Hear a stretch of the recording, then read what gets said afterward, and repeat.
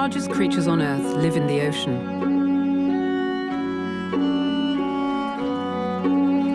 Their sheer size has always triggered our imagination.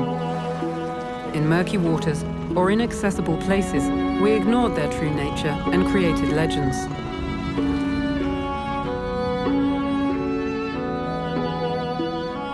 Today, scientists try to understand them, to go beyond the myths.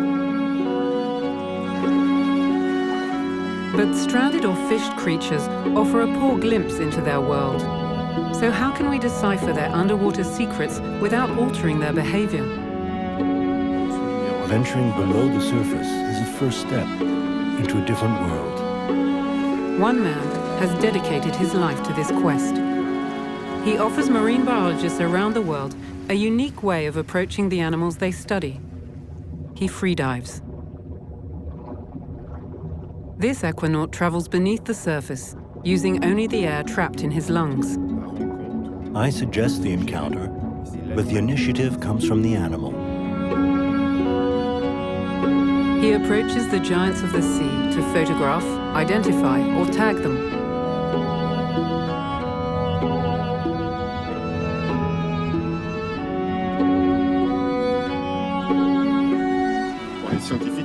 I usually work with scientists on missions which they could not carry out, other than with the assistance of a freediver.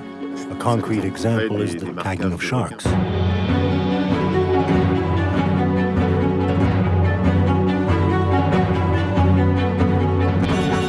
For scientists, he has become the eyes of the Big Blue. But what led him there? Who is this link between myth and knowledge? Can he reconcile us with our ancestral fears of the unknown?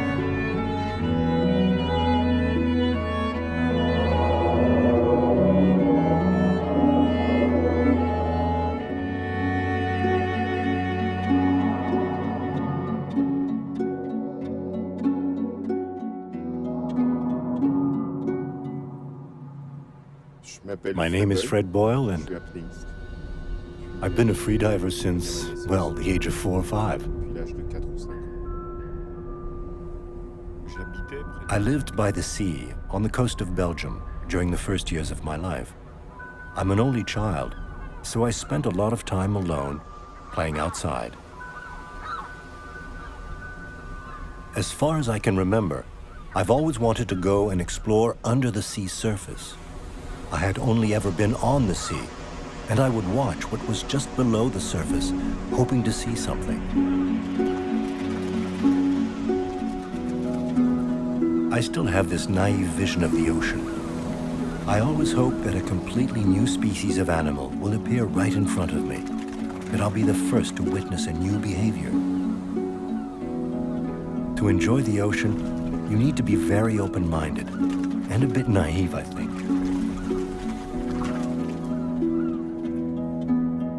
I inherited my father's love for the sea. He always had a boat. When I was born, he was building one in the yard. We used to spend several months a year on a sailboat. He really passed on to me this passion for the sea. He wasn't a diver himself, but he made me want to go out on the water, and I transformed this into a desire to go underwater. Those sailing trips gave me the opportunity to spot my first sea giants.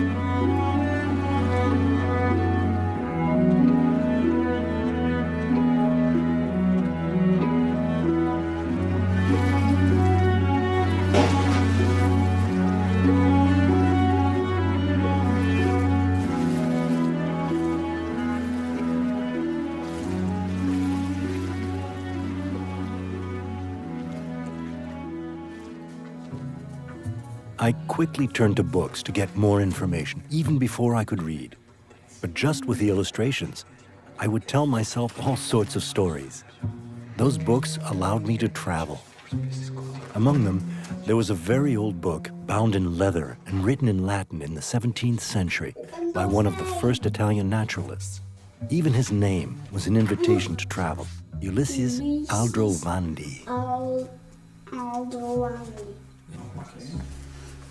I read this book eagerly for years. It was centuries old.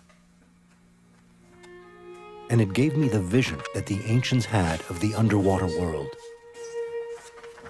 Some fish were known. We have pretty detailed descriptions. The drawings and the prints are very close to what can be observed. Take a sea bream, for example. It was described very precisely. For some marine animals, however, naturalists only knew small parts of their bodies, such as the jaw or the rostrum. From there, they tried to imagine the animal to which those parts belonged.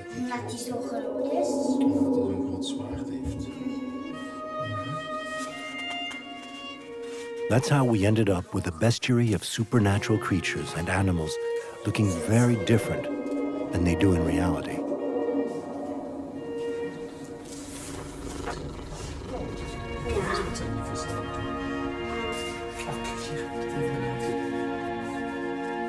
I think those old books led to some vocations. They enabled men to master their fear of the sea and inspired them to go out and unveil its mysteries. That's what the Aldrovandi did to me. It set me dreaming. In Belgium, imaginary monsters have always been part of the landscape.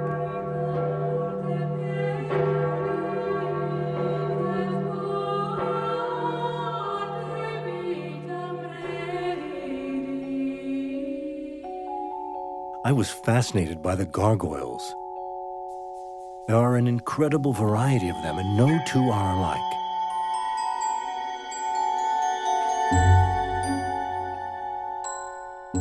A legend even says that the gargoyles start screaming when evil approaches.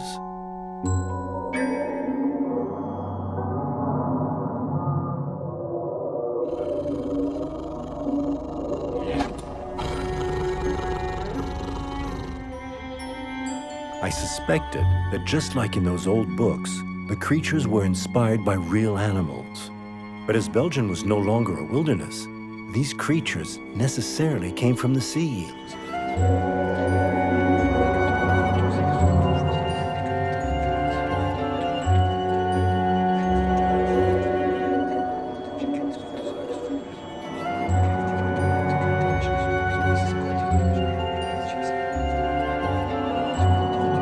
For the Belgian people, the North Sea is an extension of their flat country, a window to freedom, and a reservoir of surprises.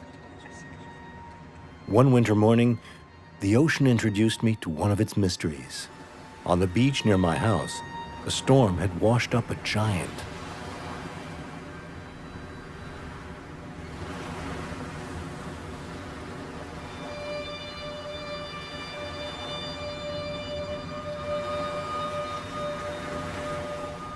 I had never imagined I could come that close to a whale. No recent book explained the stranding of whales. Yet my old bestiary mentioned them.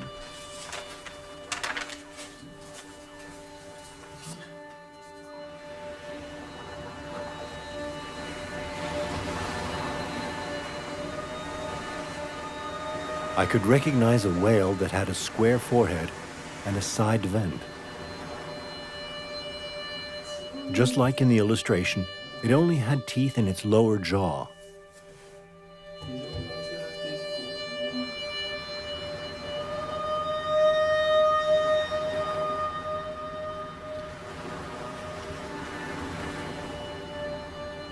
And what teeth!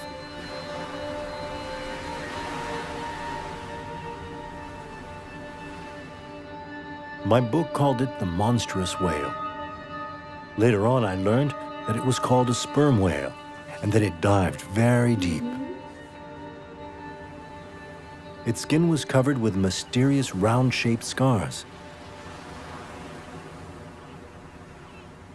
These were like hieroglyphs that needed to be deciphered.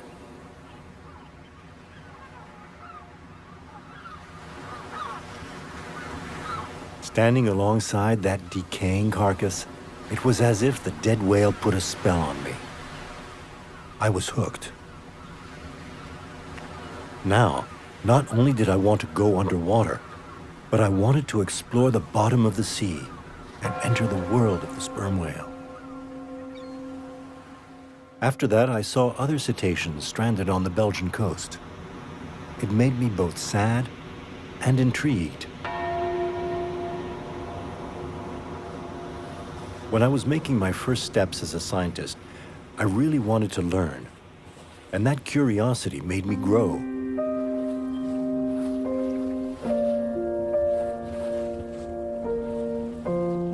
Over the years, my father's sailboat would venture further and further out to sea.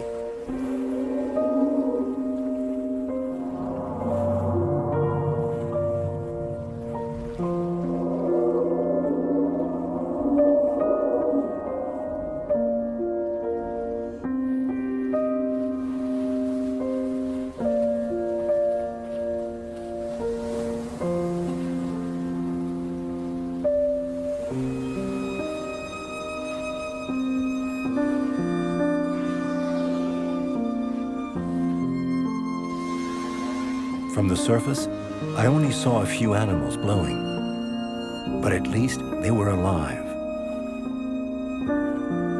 Strangely, we always came across these animals where the water was 1,000 meters deep, close to the islands.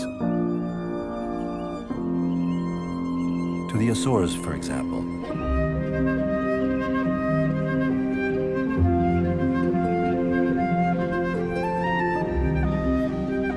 During our long travels, each stop was an opportunity to understand how men interacted with their environment, how they exploited its wealth.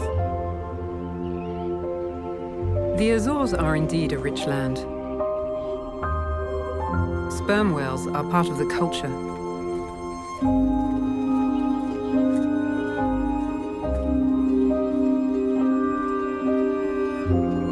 A very ancient culture that has been well preserved.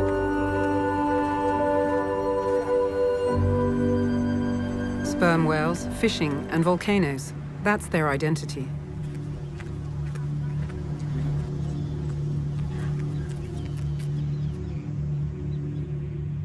And yet the islanders have not always been kind to sperm whales. Up until the 1980s, sperm whales were hunted and cut up for their fat.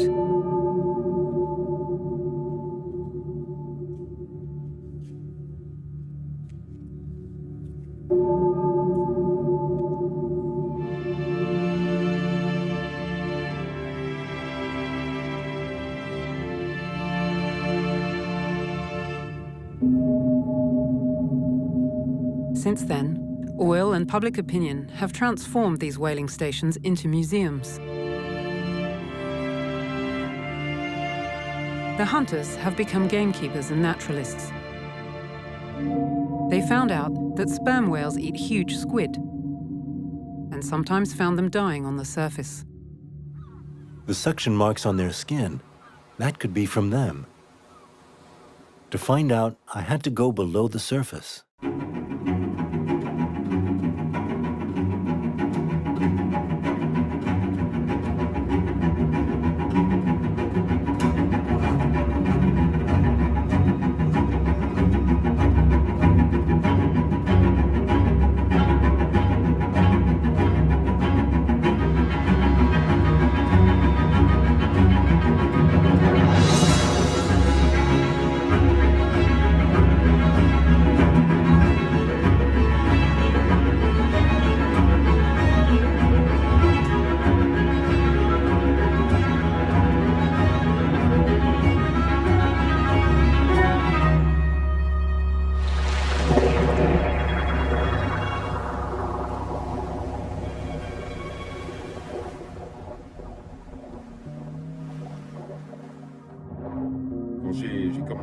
When I started going into the water with my snorkel to observe fish, the first thing I did was, of course, to try to identify them. I had seen them in the book and recognized them in the water.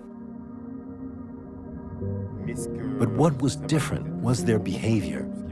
Because in the book, the fish are described. You see a plate describing a fish, but you just don't know what it does. I could spend many minutes observing a parrotfish. à observer un poisson perroquet. Je savais que I c'était knew it was a parrotfish. très bien, I could recognize the animal from the book, mais j'avais aucune idée de ce qu'il faisait. Donc je l'observais, je regardais comment bougeait, but I had no idea what it did. de manger. So I would watch it, Comment il le watch faisait. how it S'il moved, avait des comportements and that would keep me spécifiques, busy essayer for d'apprendre à hours. voir, ce qu'il allait faire après. Donc ça m'occupait pendant des heures et des heures.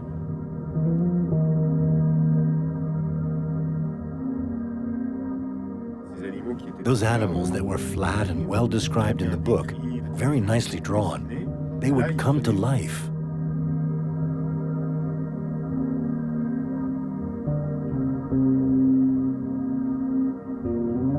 Et c'était très surprenant parce que It was really surprising because they did things I didn't expect. So that added a whole dimension to the animal.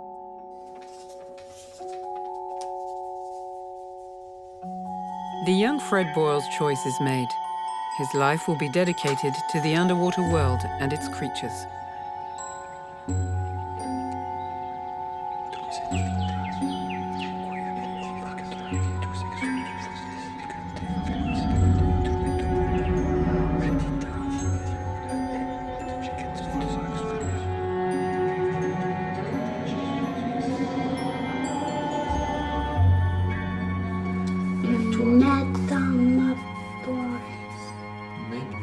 Metamorphosis.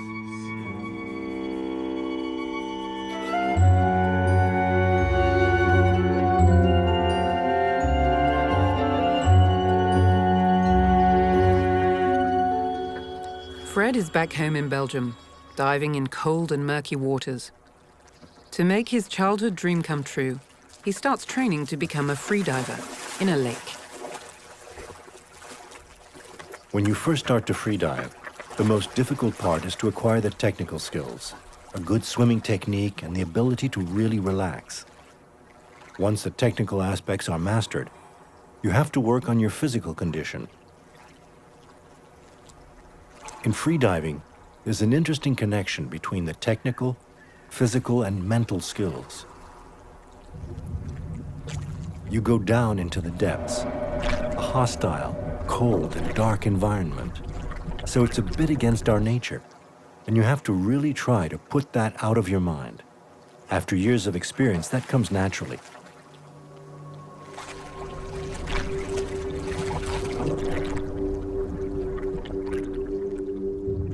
But in the beginning, it's perhaps the hardest thing.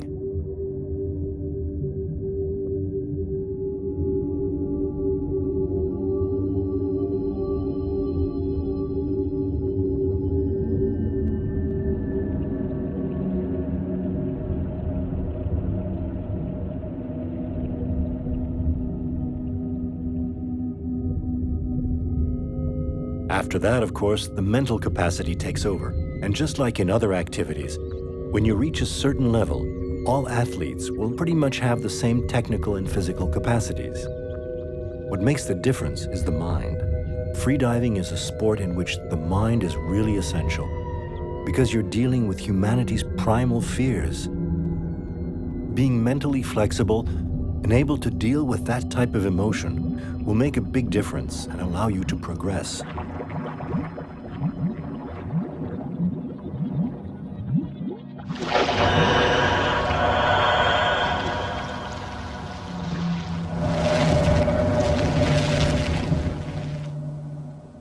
It was a time in my life during which I realized that human beings have no limits other than those that they set for themselves.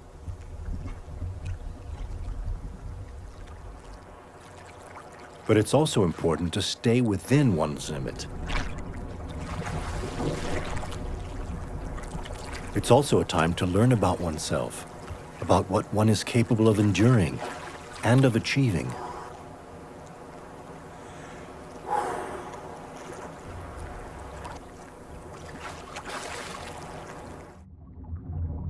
In a few years, Fred Buyle will beat all the previous freediving records in fresh water. But the records were not important to him, merely a pretext to meet the creatures of this dark world.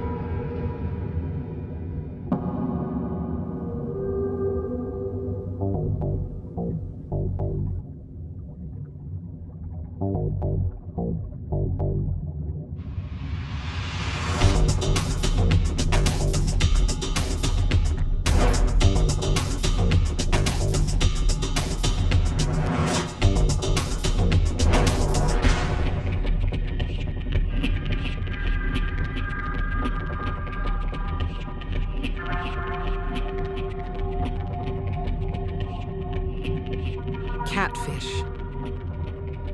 They can measure up to 8 feet and weigh over 220 pounds. These fearful giants had already been identified by Aldrovandi.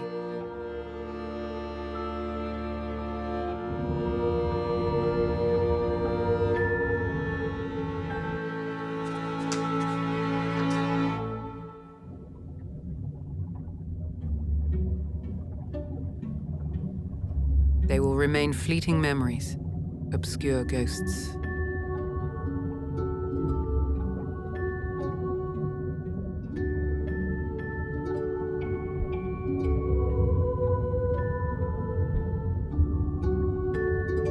But Fred's choice is very clear. With this tough training in murky waters, diving in the clear waters of the ocean will be easy. He can now test himself against the world's best freedivers. It's 7:40, official time. First official time at 7. Tous les sondeurs éteints. Il est 7h40, premier top officiel dans 15 minutes pour le premier ouvreur.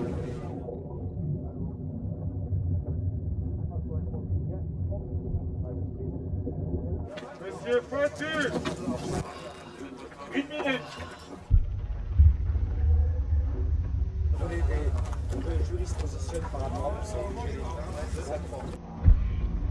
If you analyze a fairly deep free dive, it can be broken down into several phases. The first phase is one of relaxation and introspection on the surface, to be as relaxed as possible. The key to free diving is being relaxed, so you have to breathe very slowly, slow down the whole body, to leave with a heart rate as low as possible.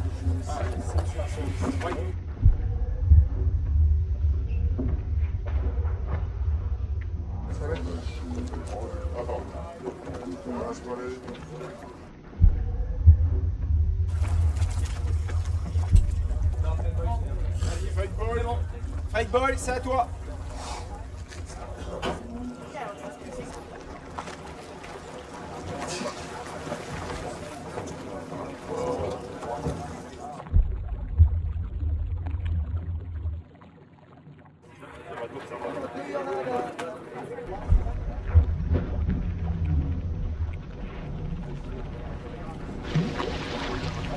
Ils sont là, il y en a là et il y en a l'autre qui est par là-bas.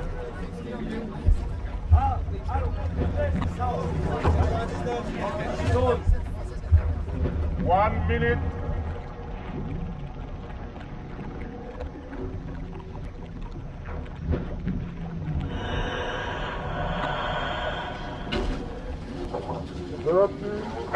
Thirty.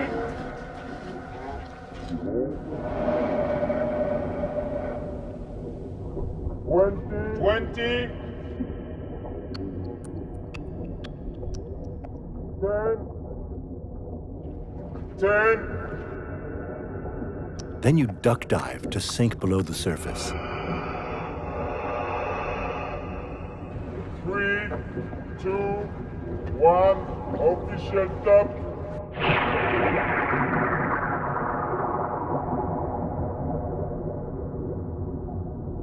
One, 2, 3, 4.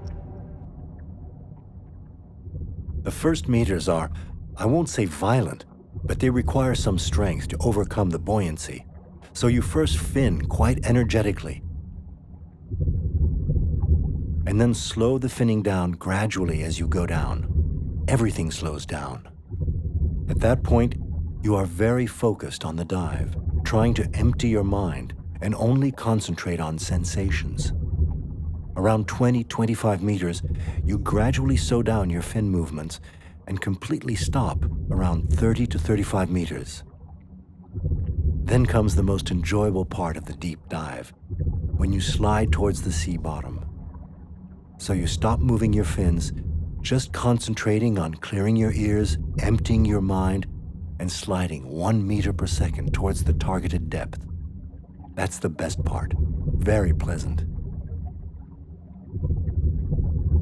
You have to make pressure your ally. Every 10 meters, you have 1 kilo per square centimeter of additional pressure. That's a lot. And there's huge pressure on the entire surface of your body. If you fight against this pressure, you can't win. One of the keys to deep free diving is accepting the pressure. You can't think about the depth. You can't think that there are 60, 80, or 100 meters of water above your head.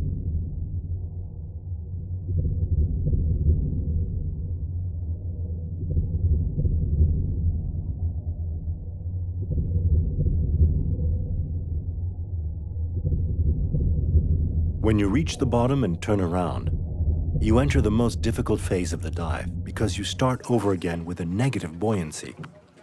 So you feel very heavy at the bottom, and you're going to need to move your fins very energetically during the first 15 or 20 meters of the ascent.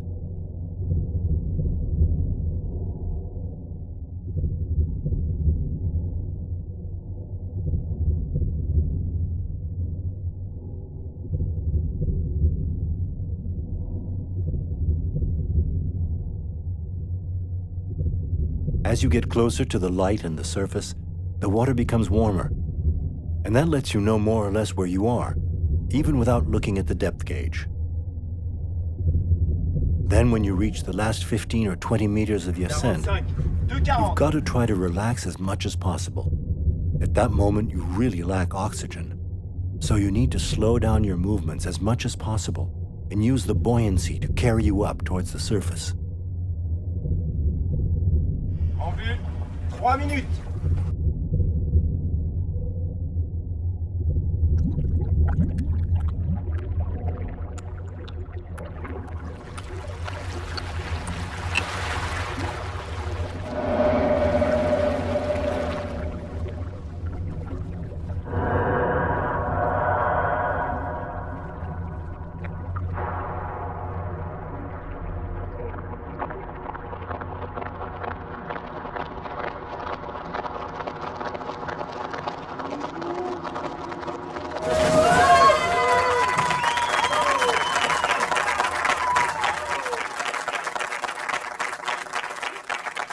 For the next decade, Fred continues to dive from these makeshift rafts, where freedivers watch each other with envy. Freediving is still a relatively new sport, so there is great potential to break new records. I think we haven't reached our limits yet. In constant weight freediving, I think we can probably reach 140 meters. To increase their power, some competitors use monofins. Every year, they gather for an international race towards the depths.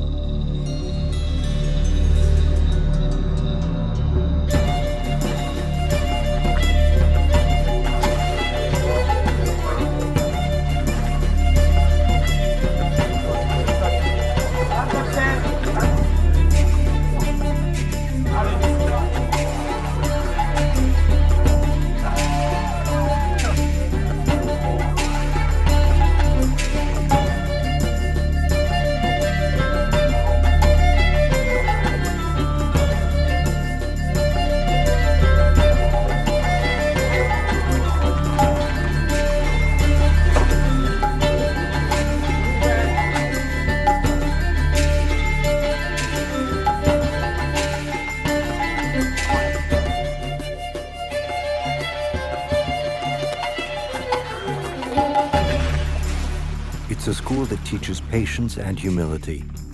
There are ups and downs. It's an extremely concentrated way of life. It's a time during which you learn a lot about yourself, about what you are capable of enduring and of achieving.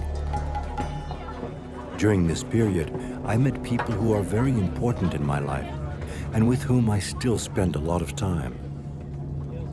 On a vécu des aventures sportives We exceptionnelles experienced parce qu'on a amazing été d'abord sporting concurrents, adventures because we were competitors, alors qu'on s'entraînait even though ensemble. we trained together. En fait, c'est pas Fred notre isn't a mist, c'est un freediver, aérien. he's a sea Un de ces creature, one of êtres those humains qui, à human un beings who moment, could have aurait had a pu se gill faire greffer une transplanted branche here ici et and vivre live sous. underwater.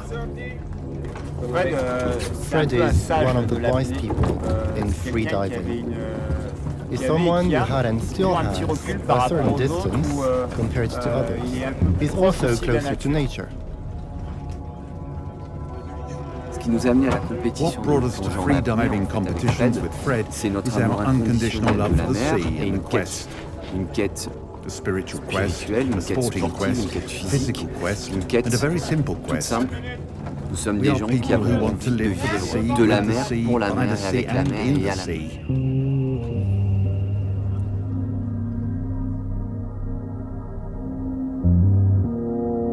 You really learn a lot about yourself, what you're capable of enduring, of achieving. But one day, during a free dive, during the World Championships in 2000, right in the middle of the dive, at around 35 meters, I turned around halfway.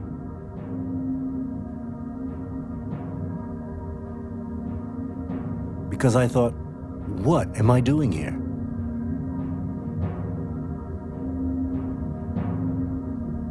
I felt I was doing the same thing over and over again. That was a turning point for me.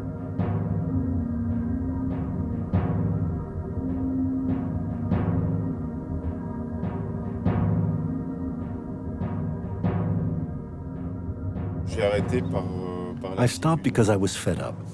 Freediving competitions are not very popular, and you need to deal with many things yourself. Il y a toute la partie psychologique, la préparation. At one point, I said to myself, that's enough. I knew I had other projects that were taking form, relying on a more natural freediving practice, more in relation with the environment. And that implied spending more time with the animals and exploring the ocean.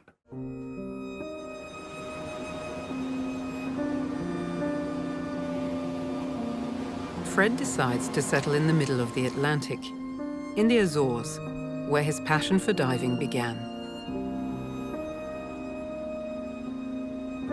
When I went to the Azores, I took the books I had read during my childhood, my illustrations. This was very important to me. His thirst for knowledge could only be satisfied by books, especially bestiaries, his own and those of a library. Then I did some more research. Books were a revelation to me. They were like companions. It's been a long journey, and they're still part of my world.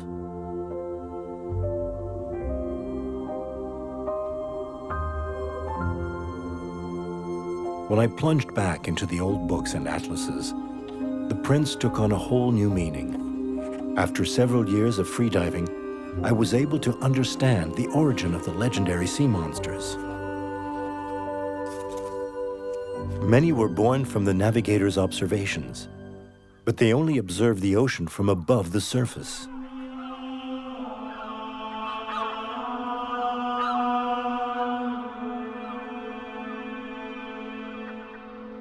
Beneath the foam, the sea was a world of terror and fascination.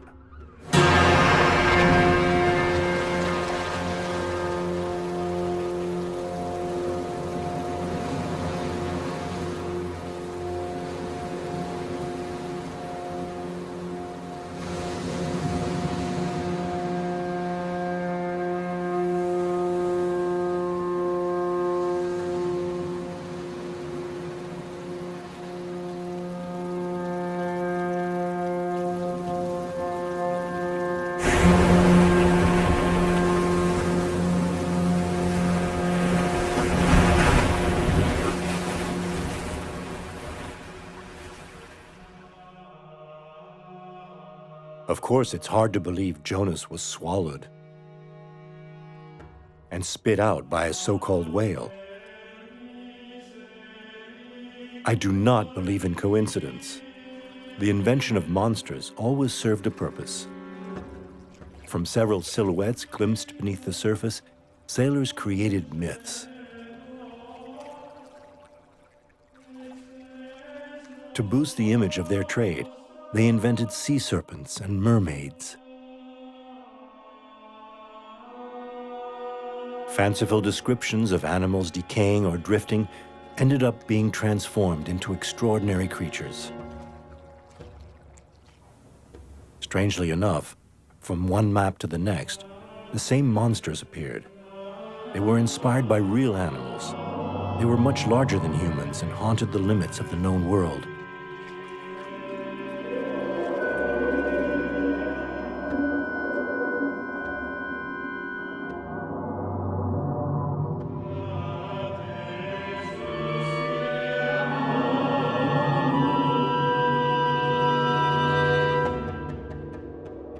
Those strange descriptions gave way to much more detailed ones when naturalists were able to observe the giants of the sea at the edge of our world.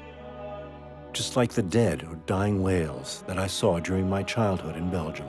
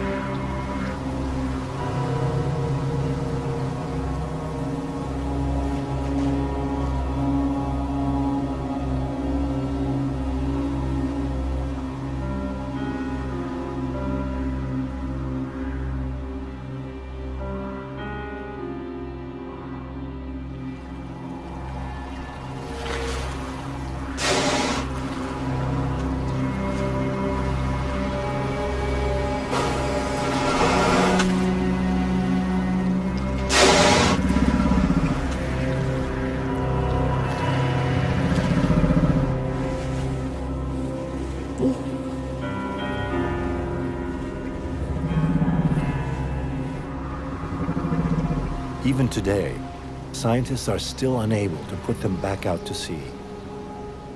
But through the systematic study of creatures that are fished or stranded, they have progressively described, classified, and compared the anatomy of animals that inspired those legendary creatures. The humpback whale, for instance. Thanks to scientists, we now know it's a marine mammal, a baleen whale. In this way, the first naturalists progressively killed off the myths.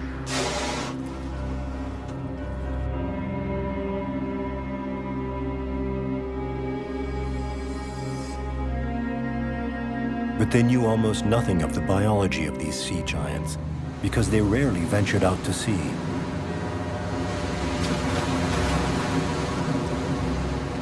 In the footsteps of these pioneers, we have been trying to learn more, to observe the living animals, and to take conservation measures if needed. It was about time.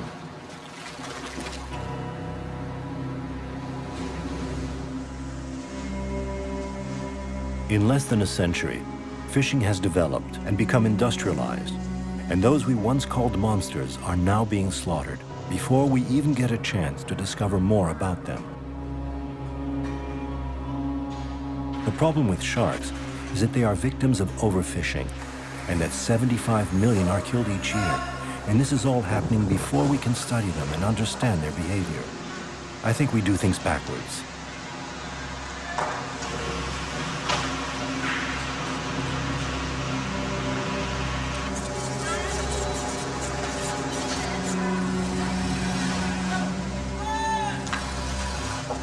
Some species may very well become extinct before we are even able to understand how they lived. This is not acceptable. What's certain is that the problem is human greed. For me, the only thing that will stop overfishing is when it will no longer be commercially viable. I think it's not realistic to believe in regulations or the enforcement of laws. Is it possible for a lone freediver to take on these international fishing corporations and defend a silent population hidden beneath the ocean's surface? I never know what tomorrow will bring. It's both scary and exciting. By chance, Fred discovers a report by the IUCN, the International Union for the Conservation of Nature. It points out that 40% of shark species are considered data deficient. This means that we don't have enough information about their biology to be able to assess the protection measures that need to be taken.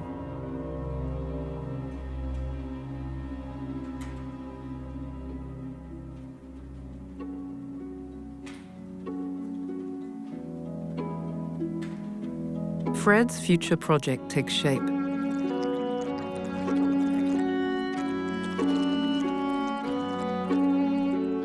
Why not use his skills as a freediver to bring back photo evidence and information about these sharks? He heads to South Africa, where many sharks are accessible to freedivers in shallow waters.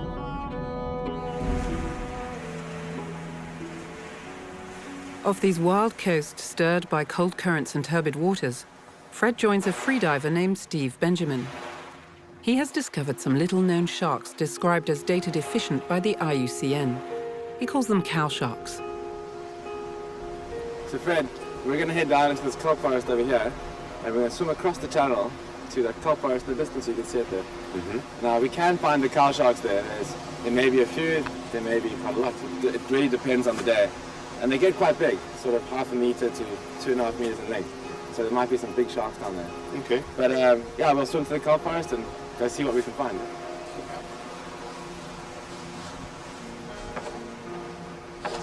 There can be quite a few. In summer when the water gets really warm, you can get up to 30 or 40 at the same time. At the same time? In the same area. You only ever really see maybe 10 at a time.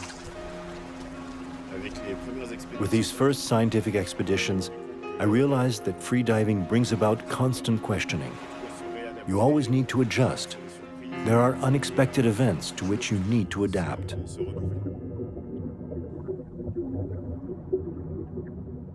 The shallow waters lying in front of the kelp forest have a surprise in store. Cat sharks. This name designates sharks that are endemic to the South African coastal waters. They often fall victim to fishermen.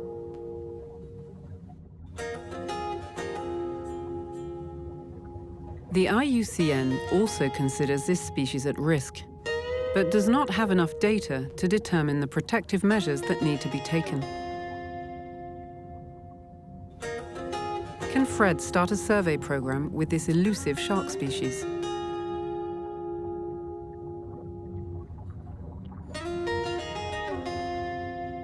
Unfortunately, these fish are too small and difficult to find to conduct a proper survey.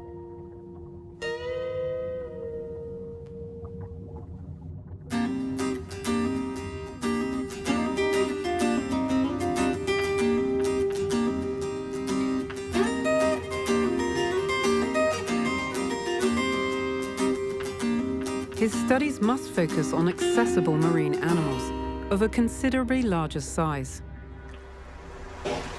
Animals that can potentially be dangerous to man, like cow sharks.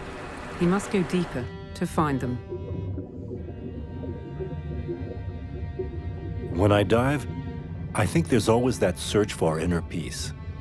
Especially with freediving, you have to be aware. I open my eyes and see if there are any animals. This phase is generally very comfortable. After a while, perhaps 10 seconds, you start to feel the need to breathe. If animals are around, or if something is going on, you either have a choice to continue your free dive, to extend it as much as possible,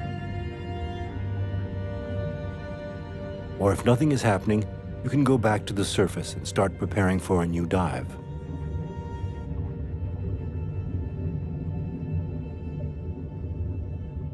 If the freediver is dependent on the air trapped in his lungs to explore the sea depths, what advantage does he have compared to a diver with oxygen?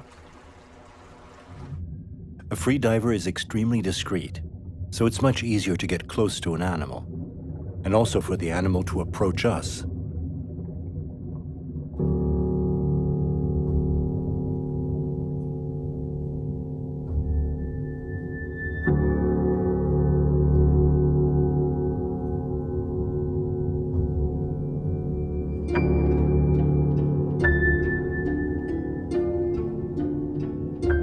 The animal will come to us, and that obviously is the holy grail for a photographer or a cameraman.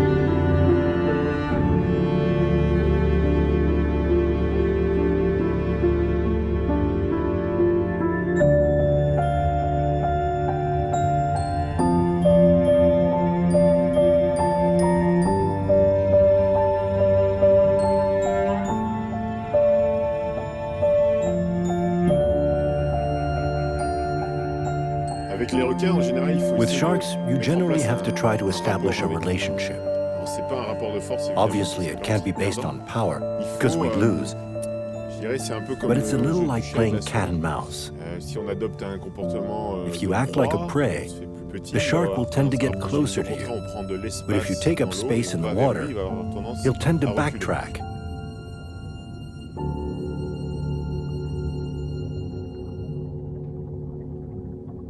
You can always try to find that type of balance. These seven-gill sharks have a primitive appearance. They have remained unchanged since the age of the dinosaurs. Sadly, with our hooks and nets, we may wipe them out in only a few years.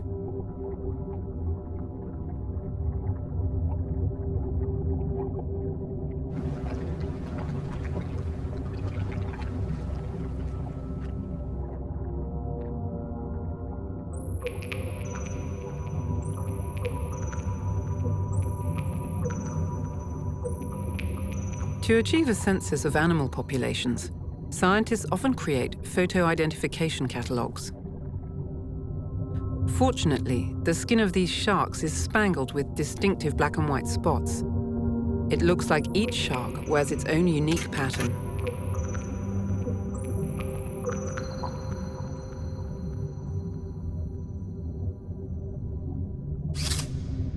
It could be a unique opportunity to complete a census of this sedentary shark population. To include each and every individual, Fred portrays all resident sharks at different periods of the year. He achieves his first contribution to the study of sharks.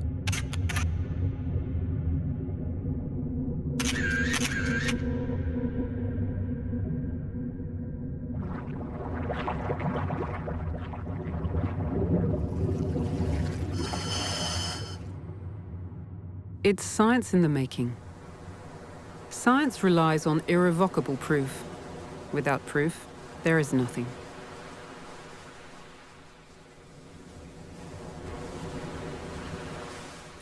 While taking pictures of the shark's characteristic markings, Fred Buyle comes up with a hypothesis. How will it hold out when reviewed by South African shark specialist Megan McCord?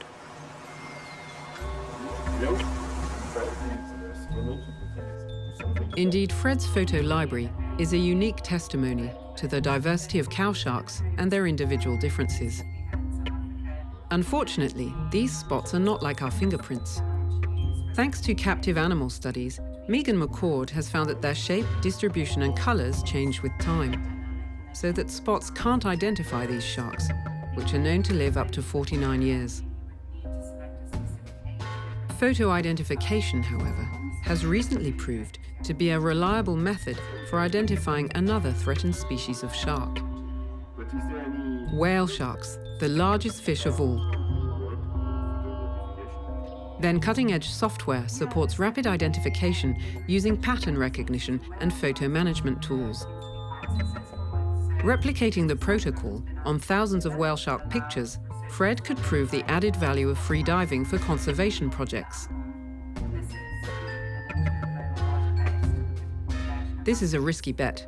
Can he really meet enough of these wide-ranging oceanic sharks? It's possible to do something with the cow sharks, but with the whale shark, we could do something. Definitely, and let me just grab the book. I actually want to show you. Living on a shoestring, he plunges himself into the unknown.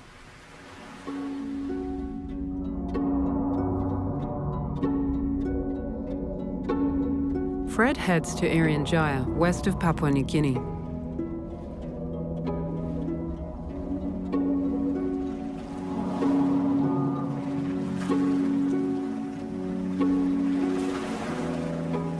Whale sharks are essentially pelagic, but are sometimes found near the coast. They also roam the wild and isolated bay of Cenderawasih, east of Indonesia.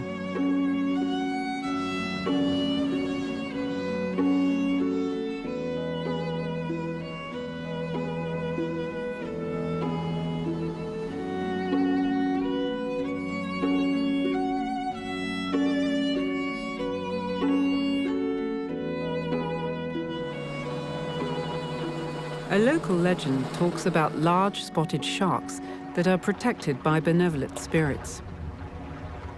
For Fred, marine legends always contain elements of truth. He tries to follow Megan McCord's advice so that his work can contribute to a vast international survey. The whale shark is the largest fish in the world.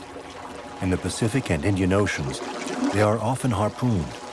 Contrary to other shark species, their flesh is greatly appreciated and their famous fins are sold for high prices on the Asian markets. So this huge animal is very endangered.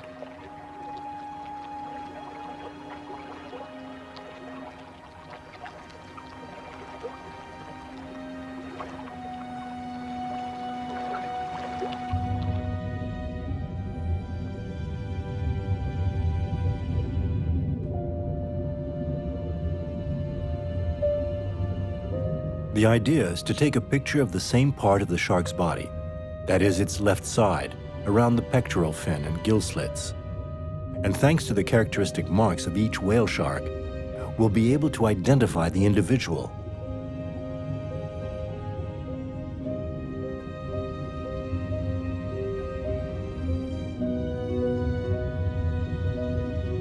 What's interesting is that to achieve this, scientists use software derived from a program that NASA uses to map constellations.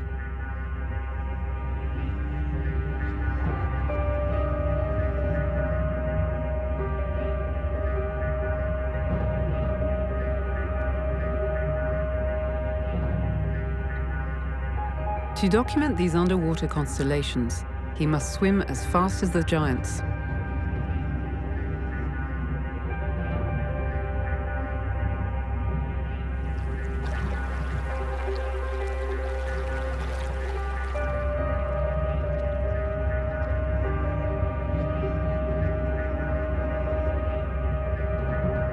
A near impossible operation at sea. Sharks are too quick. He needs to find an area where the sharks stop to rest in order to get to the bottom of the legend.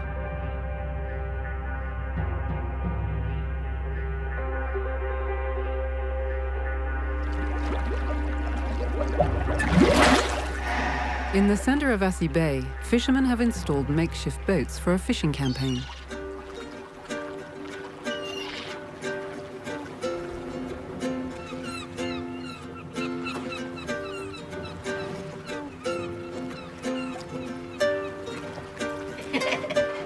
The Indonesians spend several months on these platforms that they call bagans. They fish at night with the help of powerful lights and nets.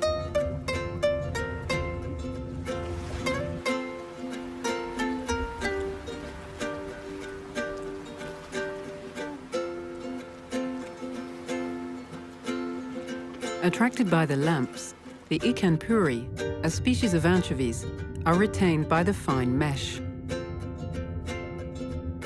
Life on board is very simple and remains at the mercy of a generator, which powers dozens of lamps through wet, rusty, and stripped wires. It intermittently powers a freezer containing the catch of the day.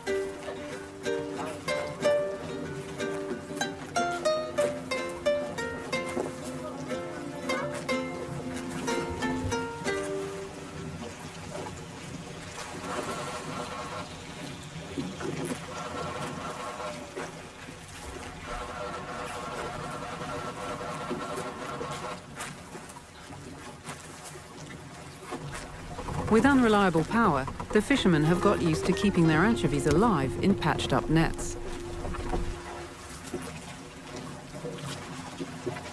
The fish remain immersed in the hot, oxygenated water of the bay until a ship comes to collect them.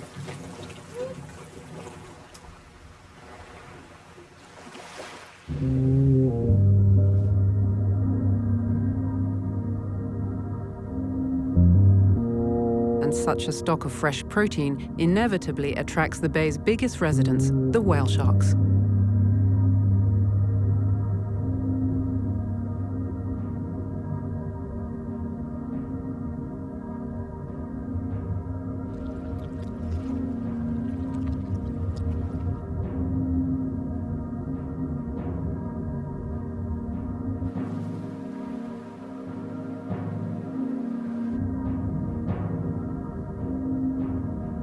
An opportunity for Fred and his quest for sedentary whale sharks.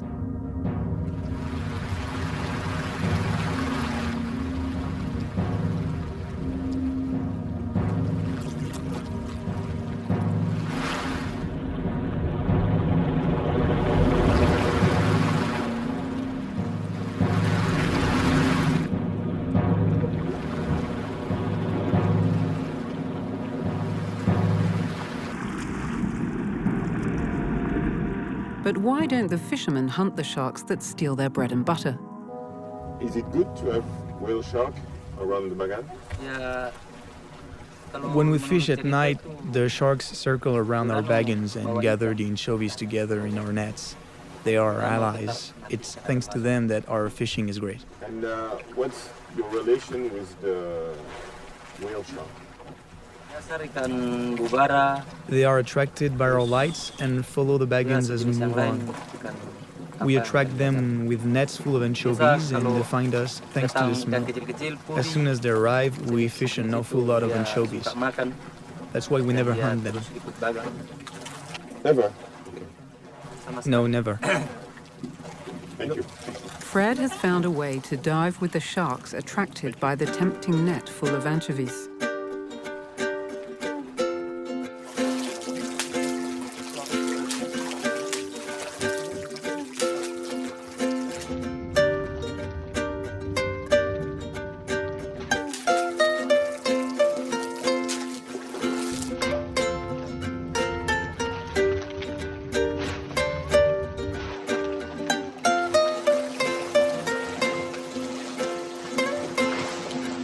But how will they react to the presence of an intruder underwater? These timid giants are used to men, but only on their skiffs.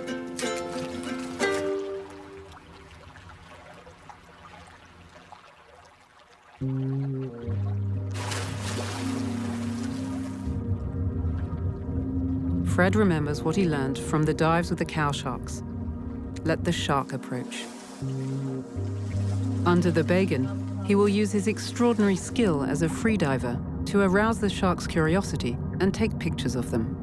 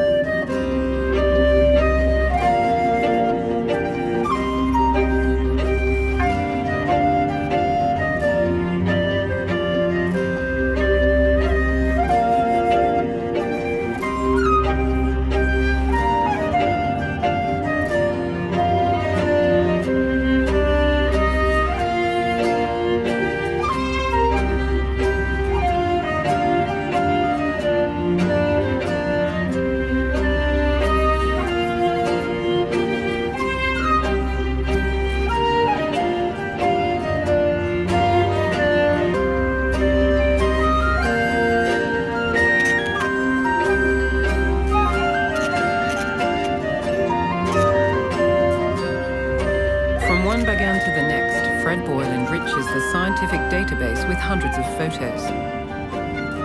Learning alongside these sedentary fish is ideal. How to use the shark's force, where to be positioned, how to anticipate its movements, and the differences between one individual and the next. Being around whale sharks allows Fred to measure the distance between the reality of these encounters, no matter how magical, and the old representations of these animals. Normally, you don't have the opportunity to observe all these things when you encounter a whale shark, because they come and go. Here you really have time to work with them and learn lots of little things. This is typically an animal that can inspire a legend or a myth about sea monsters. The whale shark can measure between 18 and 20 meters. I imagine that back in the 15th or 16th century, some individuals could even reach 22 or 25 meters. Even an animal measuring 15 to 18 meters, if you don't know the creature and have no idea what it is, it's a monster. Also, at the time, they couldn't tell the difference between a white shark and a whale shark when they saw them at sea. So this is typically an animal that could inspire a legend. Also, with its skin with marks and dots, this animal appears quite mysterious. This is really something that could inspire a legend. It seems quite obvious. Here's how you can dream up a sea monster by using the largest fish in the world as inspiration. Take a gigantic whale shark and give it the sharp teeth of small carnivorous sharks. Fred's next expedition takes him to a location filled with these small devils, back to South Africa and the seasonal sardine run.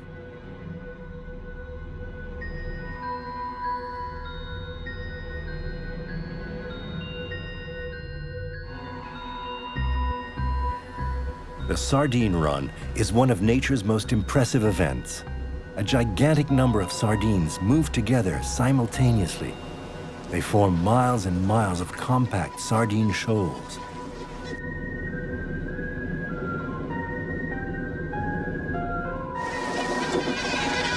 During this mayhem, sardines are chased by countless predators. From dolphins to whales, various species of sharks, and marine birds. But scientists are only interested in the sharks. Strange as it seems, the shoals are hard to find. To get near them, you need a fast inflatable boat, guided by a pilot spotting the shoals from the air. A costly combination. Great shoal from Spring Mountain Bluff, 10 miles southeast of where you are. On that, you just follow me.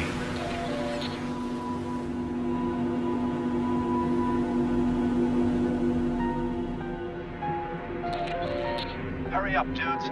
Hundreds of dolphins already got my message.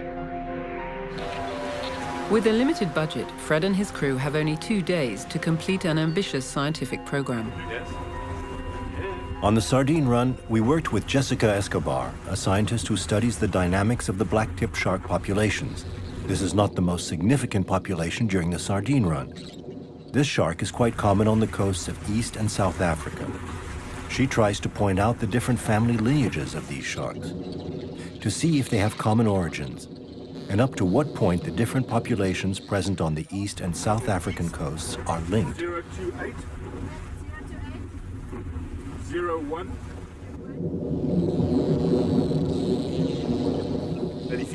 What makes it complicated during the sardine run is that there are many species at the same time, many different sharks, but very few blacktips.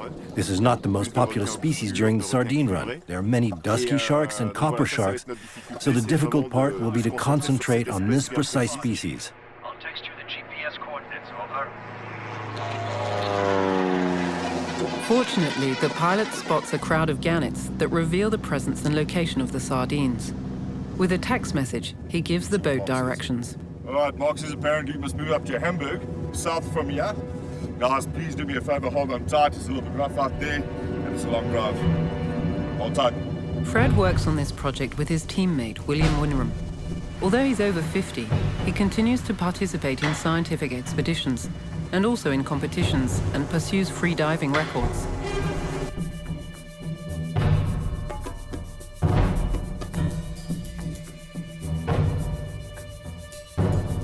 The two men share a strong and long-lasting friendship.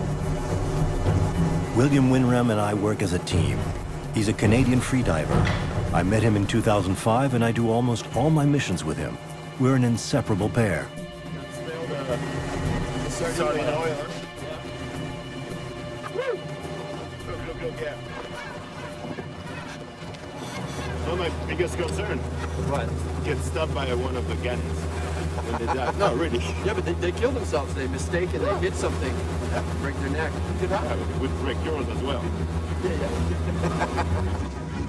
For me, the most dangerous are gannets, seabirds that hit the surface as they plunge from 25 meters up. They dive bomb at speeds up to 60 miles an hour and can go down to 10 meters just with their momentum. You need to be careful because a 6 or 7 centimeter beak can cause major wounds. Yeah. Okay.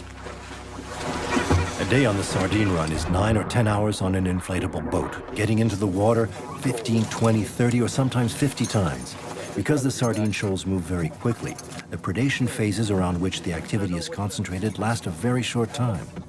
Sometimes it's only a few seconds, a few minutes at most, so it's really tiring.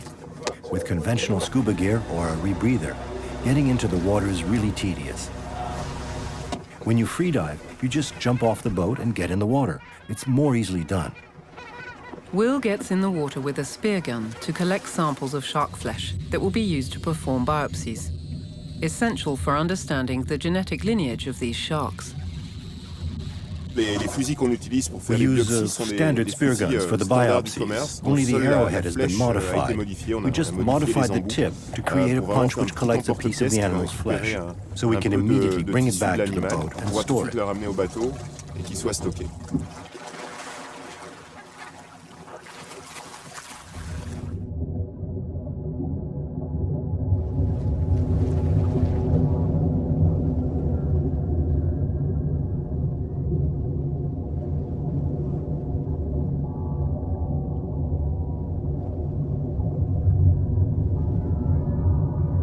During the sardine run here in South Africa, the greatest difficulty is that the visibility is not so good, and also that the water is cold, much colder than elsewhere.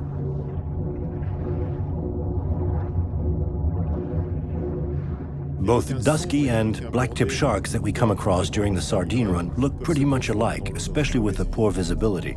The only way to distinguish them perfectly is to see the tip of their nose, and sometimes you only see a part of the animal. Not easy under these circumstances to identify a shark. It's good to work with Will and Fred. They have a lot of experience with the animals, so they can read them, and they're very efficient of seeing if the animal's going to be dangerous to them or not.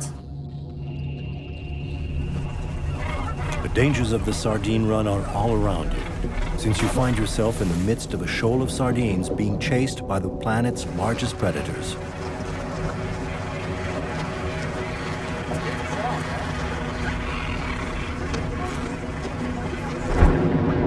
Gannets dive bombing very few sardines, invisible sharks. The task seems near impossible. Oh, incredible. There's the explosion of the birds as they hit the water. Just boom, boom, boom, boom, boom. The dolphins, really amazing. But there was no shark. Yep. They're not coming up to the surface like the dolphins are. They are definitely just waiting for the food to fall down in the water, come and actually take it deeper in the water. Yeah. Oof. This means going deeper into colder, murkier water. A complicated job for these free divers who have not eaten in order to increase their performances. An empty stomach burns less oxygen. Before diving, we have to prepare ourselves. We don't eat before getting in the water. We just drink to stay hydrated. It's a question of common sense. Dependent on sporadic text messages, the quest for elusive sharks puts a strain on the body. We spent 10 to 12 hours at sea in very cold, harsh conditions. I knew it wouldn't be easy, but this time, it's even worse than I thought. To locate the sharks, there's nothing like team effort.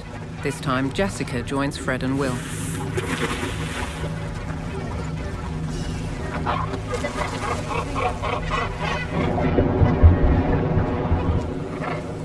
But she doesn't have their diving skills to get beneath the sardines and communicate with the sharks. One way of inciting the encounter is to try and attract the sharks. Usually our mere presence attracts them, but with bad visibility, I often use throat noises. We make this kind of noise which tends to produce vibrations and imitate the sound of a wounded fish, and then the sharks usually come directly towards us. They always use the same method, arousing the shark's curiosity. This time, in open water.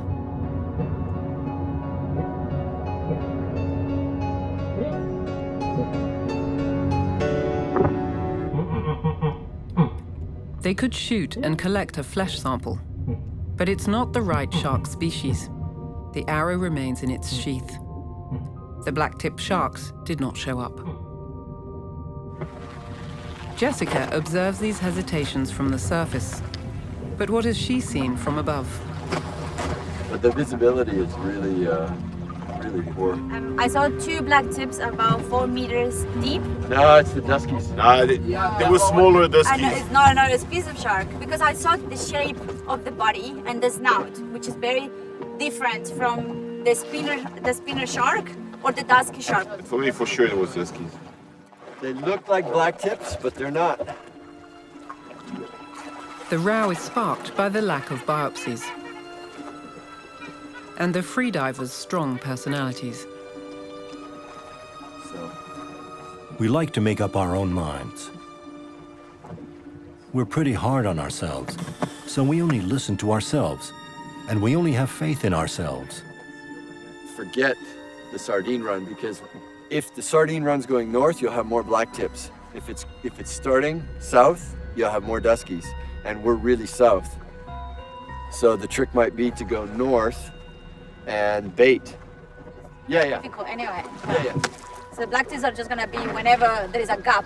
So maybe tomorrow, if the weather permits, we just go north and we plan to bait instead of chasing the sardine run and see if we can bring some black tips in.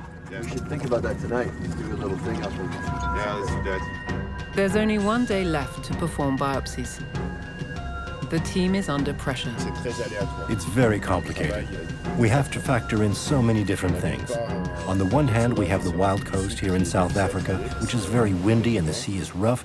Plus, we work with a huge shoal of sardines, which depends upon currents and winds, and we never know where it's going to be. That's a lot of variables. The next day at dawn, they head north, where the water should be clearer. Marcus, all good? To increase their chances, the team uses a PVC tube which contains hundreds of frozen sardines. Its smell should attract sharks. This time, no warning sign on the surface. They must take the plunge.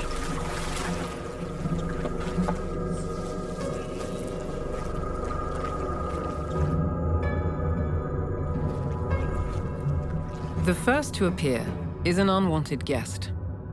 A tiger shark. Will it deter the smaller sharks?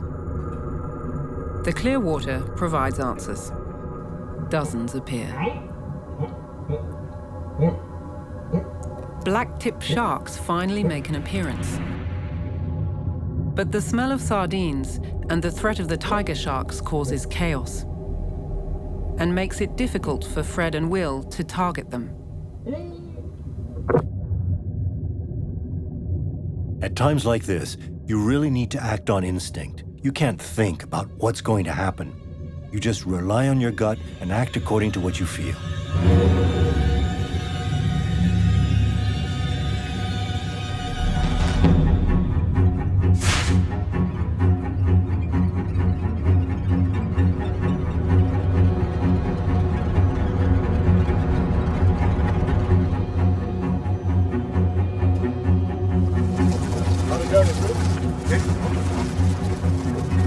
Female or male? Female. Thank you.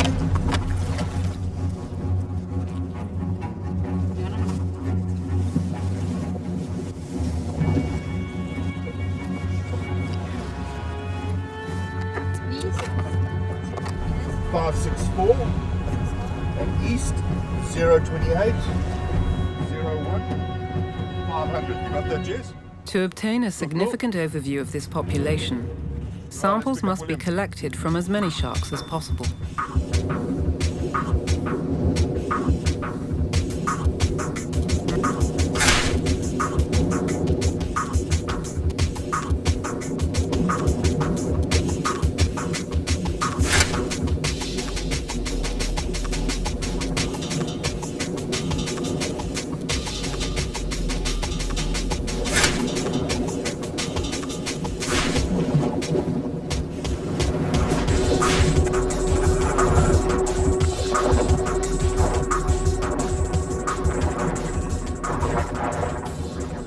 Thanks to these biopsies, Jessica Escobar is able to prove that black-tipped sharks live in sedentary populations off the coast of the Indian Ocean.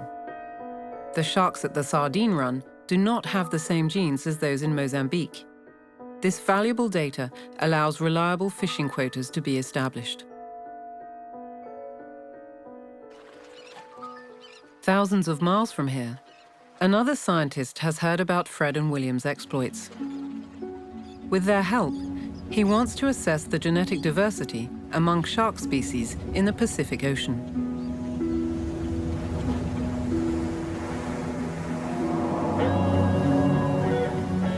Fred now heads to Guadalupe Island off Mexico.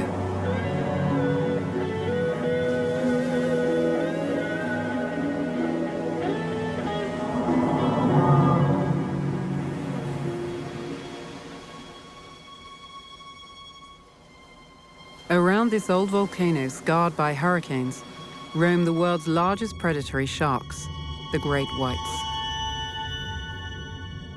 Each fall they gather near this fortress of basalt.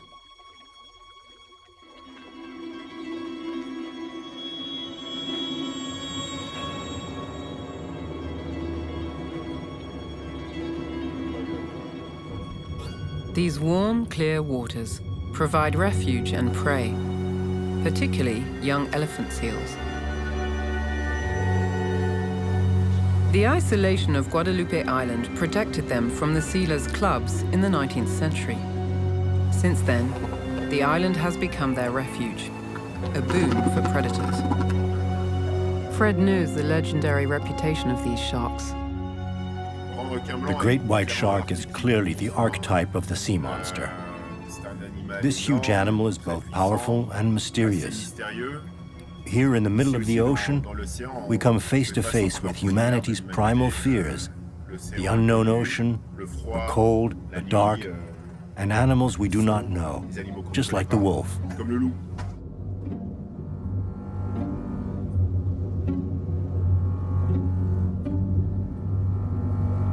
But sharks are opportunistic predators, and seals are a delicacy. Scientists have noticed they synchronize their agenda with that of the elephant seals. The white sharks are patrolling this area in deep waters. And then they come to the surface in front of the seal colony and again to deep waters. They're waiting for these guys from their migration. They come from Alaska. They are here to give birth and to pop. And then they go to Alaska and in 1 year they come back again. And the white sharks know that. They have a very, very thick layer of fat. And the white sharks need that because they have high energy requirements. This incredible food reserve around Guadalupe Island attracts the great white sharks of the Pacific Ocean, a unique opportunity for Maurizio to pursue a comprehensive census with the assistance of Fred and William. It's an animal that needs quite a bit of food, which moves around a lot, which migrates great distances. It was also overfished for trophies because it's a mythical animal and remains threatened.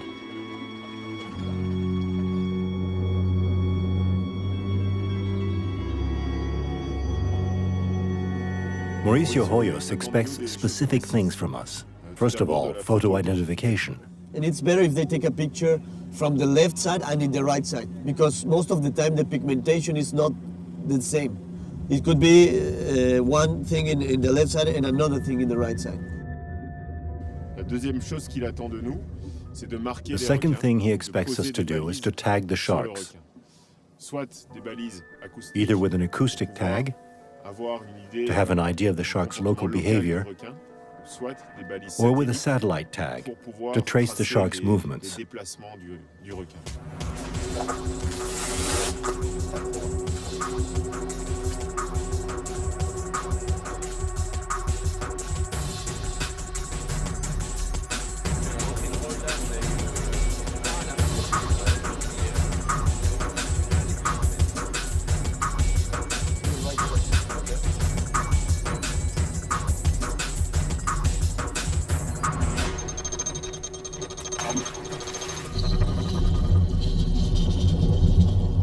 Let me know if you're ready.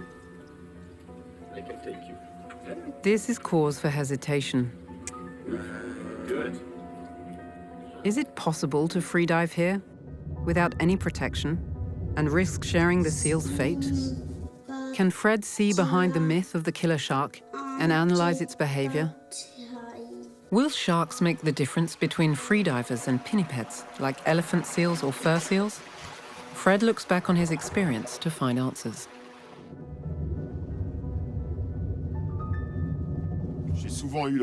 I've often had the opportunity to dive with fur seals. They're very graceful and also excellent freedivers.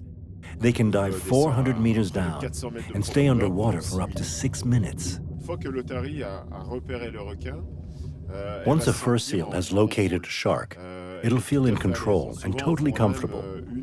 You often see one or more fur seals swimming around a shark and getting very close to the animal.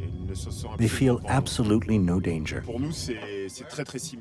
For us, it's pretty much the same. Once we have spotted a shark or group of sharks, we can work in peace because we know where they are and can watch out for their reactions. Well, hang on.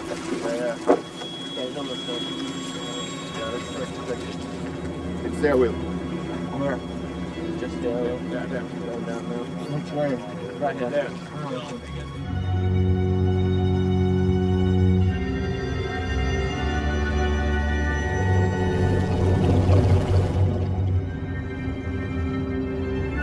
We'll first get into the water with the cameras to do the work of photo identification. And while doing that, we can assess the situation, see how the sharks are behaving, and what the individuals present are like.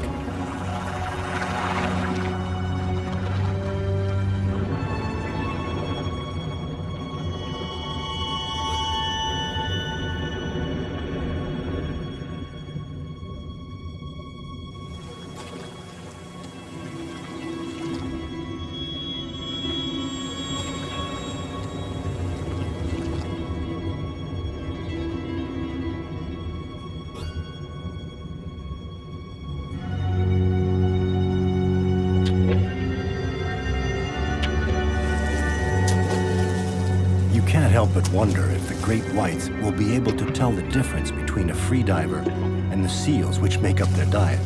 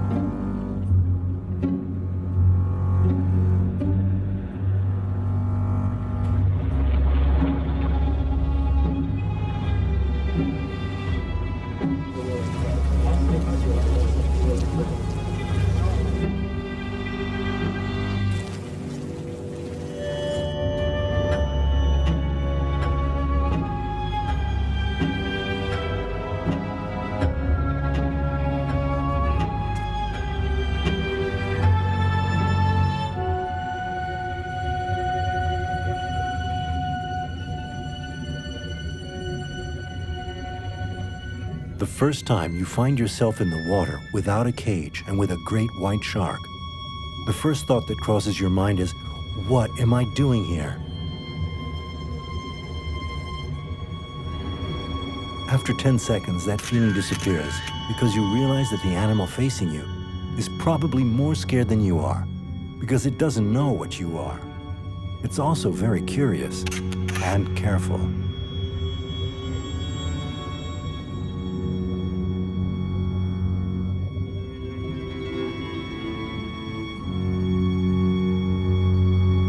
An opportunity that needs to be seized rapidly.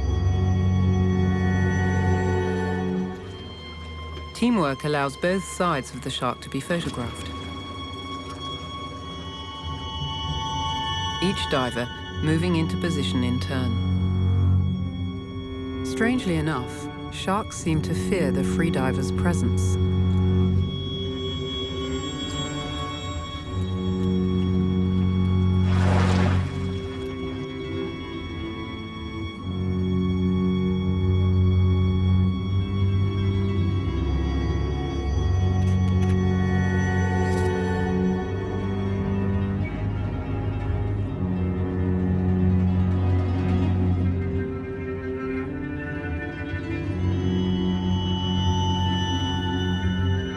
Are they really shy? Or is this just feigned timidity, part of their regular hunting strategy? It's being vigilant. Every moment you're paying attention, you're looking. They always want to come from the direction you're not looking. And the moment you stop paying attention, they figure it out and they come in. You know, for example, on a deep competitive dive, I'm completely relaxed and I don't care if I space out. Here, I'm always working to be relaxed, but I'm always paying 100% attention to everything. I'm always checking 360 degrees, and I'm always checking where Fred is relative to me, and he's doing the same thing. If great white sharks were as dangerous as the legends say, they would of course be impossible to dive with. But we've got to demystify these animals. Even if it's a great predator and a dangerous animal, it is possible to be in the water and dive with the white shark. Attaching the tag will be a decisive test. How will the great white react to the presence of divers bearing spear guns and to being hit by a dart? It's a world first. Before Fred, no one had ever provoked this super predator like this without any protection.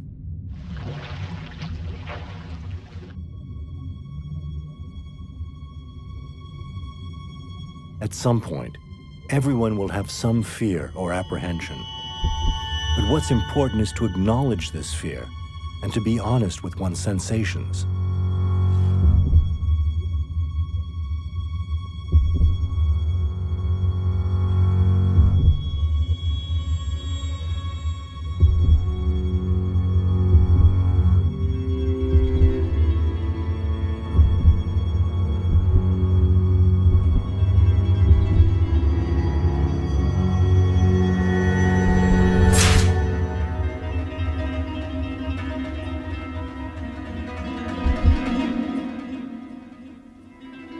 However, during the free dive, the fear disappears. There is no distinction between the body, the thoughts, and the physical sensations. The awareness of one's body and the surrounding environment come together as one.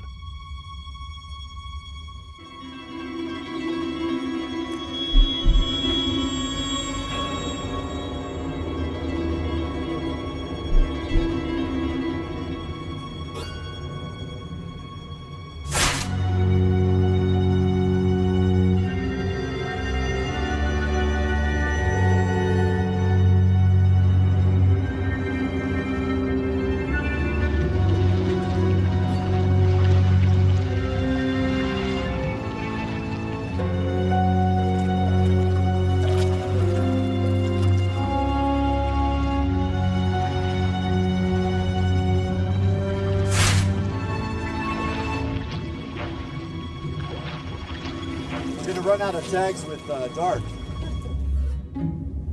In 2 weeks, with the help of his assistant, Fred has tagged 8 great white sharks.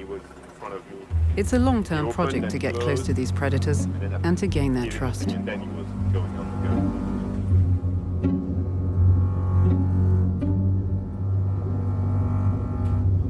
So I think that if you do not know what is below you, that's what scares you. But I think that it's changing. In the 70s, we just had that idea of the stupid animal, the man-eater, the monster. But now we're getting a lot of things about them. And I think that they are not monsters, they are just doing their part in nature. We should get more information about them because we are just in time to avoid the extinction of the sharks. Scientists estimate that there are only 3,500 great white sharks left in the ocean. This estimate may seem very low, but several studies have come to the same conclusion. They need to be protected, especially in the North American territorial waters. Fortunately, the tags placed by Fred Buyle have helped to resolve the mystery of the white shark's migrations. They gather in Guadalupe Island, but while males return each year, females only visit the island once every 2 years to mate. Then they stay at sea during the 18 months of their gestation. These studies have enabled the Mexican and American governments to define sanctuaries to protect these sharks that are as charismatic as they are threatened. The tags have revealed that as they get close to the coasts of North America to give birth, females are highly exposed to industrial fisheries.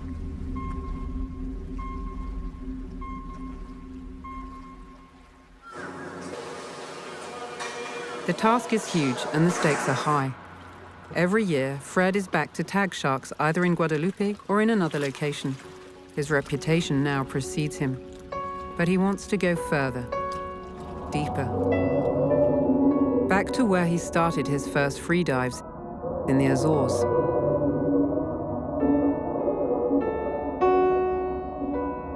Beyond the green pastures, the volcanic islands of the Azores are mountains in the sea.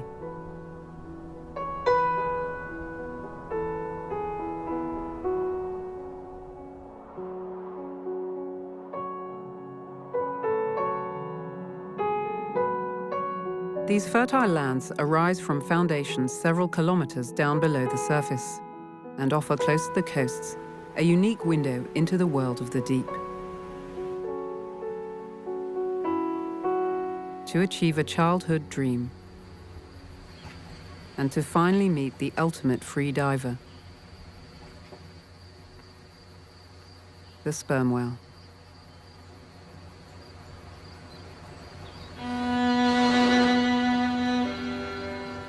To me, the sperm whale is a super animal in more than one sense. As a free diver, of course, it's an inspiration. It's the ocean's greatest diver. It can dive down 3,000 meters and stay underwater for 2 hours at a time. Sperm whales live in all the oceans of the world, up to the age of 70.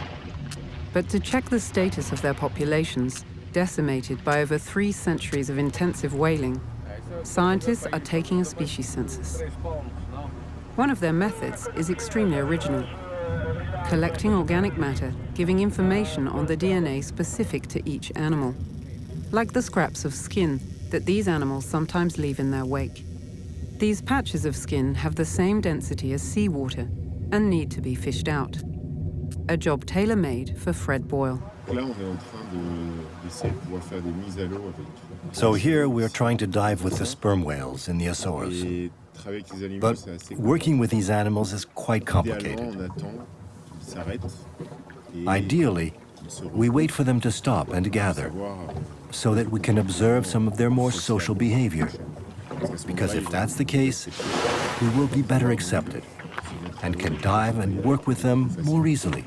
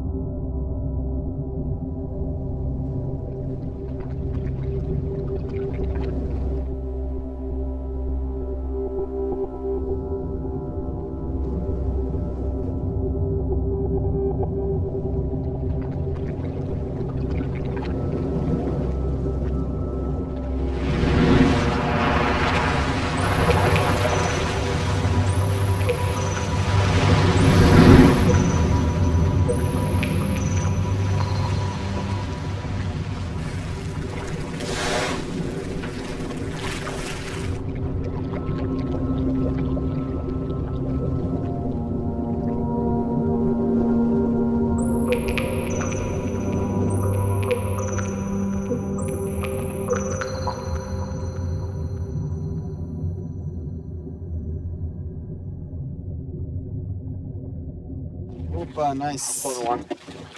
Good. Yes. Okay. So, Fred, so there were four individuals. Did you saw the 4? Yes, we had 3. There was one big male standing still. And the one I think the sample is from is smaller whale. Maybe a juvenile male or maybe a female, but probably a juvenile. Since he is unsure, Fred will try to identify these animals before they plunge back into the abyss. Luckily, they gather right below the surface, a unique opportunity to photograph the whole group. It's a group of chattering sperm whales, communicating in a strange click language. They have families and pods.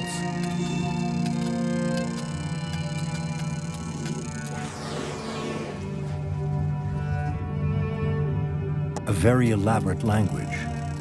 We even think that their language is more evolved than ours. They have outstanding cognitive skills. I have the feeling they communicate with us, but we're not yet capable of communicating with them. It's a pretty strong feeling. This animal is very gentle with divers. It is careful when it comes close. You can tell it is paying attention. It looks like it's trying to make you comfortable.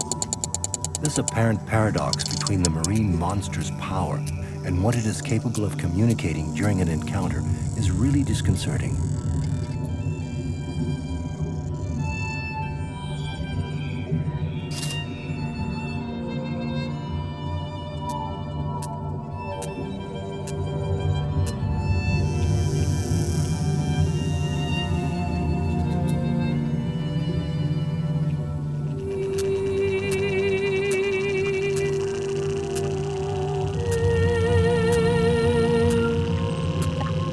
The meeting is friendly. Sperm whales use a language unknown to Fred. He replies with body language, which intrigues the youngest animals. Being so close, Fred can see the circular marks on the sperm whale's skin.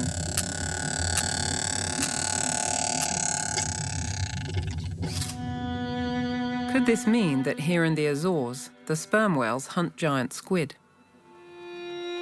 It's a question that has remained unanswered for many years. For me, the ultimate encounter would be with the giant squid. This animal is a living legend. Ever since my childhood, I've heard stories about these gigantic squids. We think they can measure up to 25 or 30 meters. It's both terrifying and fascinating. But I have a safe plan.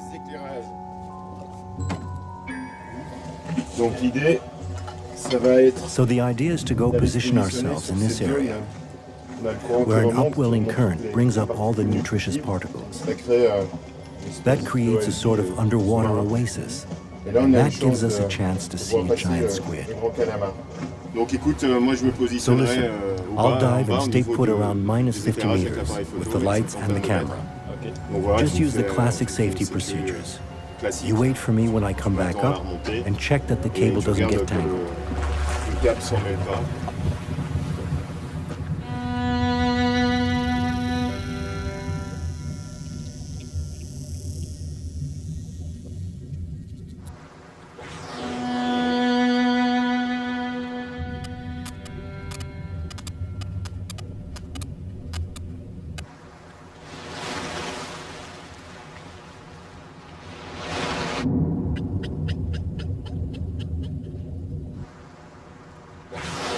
When you free dive quite deep, you can feel the nitrogen narcosis that divers also call the rapture of the deep. It's really a way to refocus on myself, to be aware of all of my body's sensations.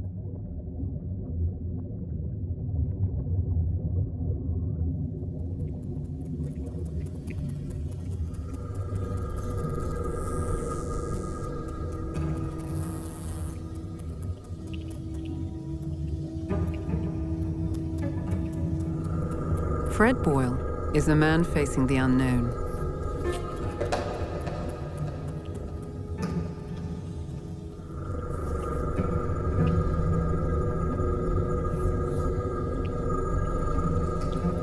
One who conjures his own legends, as he realizes that nothing in nature can be taken for granted.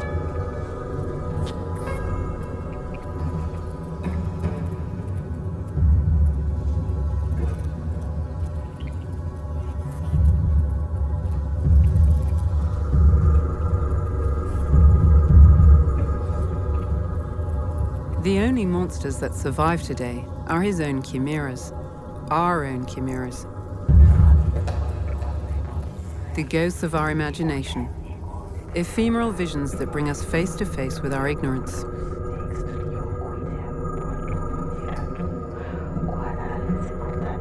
Paradoxically, this weakness may be our most precious gift.